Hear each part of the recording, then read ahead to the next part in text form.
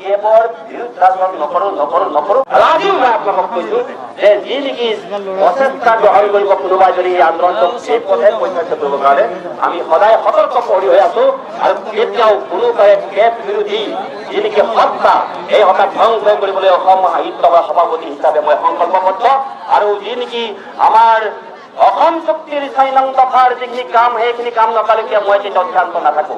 মই আজি আমাৰ সংগ্ৰামী বন্ধুসকলক মই এটা কথাই কৈছো যে কাৰো উৰা বাতৰিত কোনো ধৰণৰ প্ৰচাৰ মাধ্যমৰ দুয়াকে মোক যোৱাবাৰে মাৰিব খুজিছিল, কিবা আগত উদ্ধাৰ কৰিছে আপোনালোকে মোক, কিবা আগত মাৰিব খুজিছিল।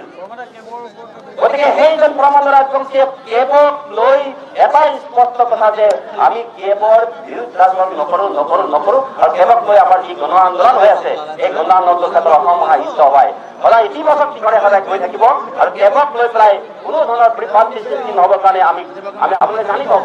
আৰু এই অসম সাহিত্য সভাই মানে ভাষা বিৰোধী কামত লিপ্ত হ'ব পাৰে, মই হ'ব দিম। আজি প্ৰায় 7 বছৰ ধৰি পেলাই মই অসমীয়া ভাষাৰ কাৰণে কাম কৰি আছো দিনে নিশাই আৰু মই সেই কামটো হ'ব দিম কেতিয়াও নিদিওঁ। এইখিনি আপোনালোকে বিশ্বাস ৰাখিব পাৰে।